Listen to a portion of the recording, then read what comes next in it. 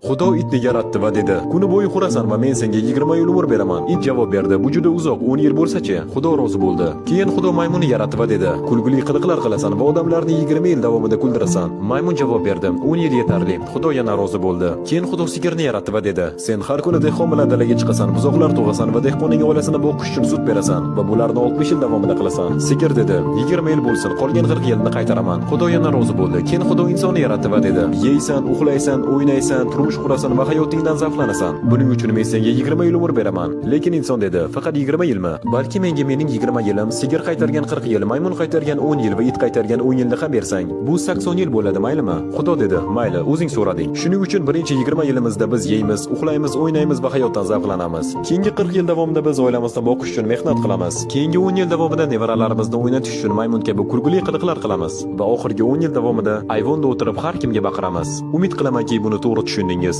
Kommentariyada bitta 100 raqam emojisini qoldirib keting va buni bo'lishingizdan chiqmasin.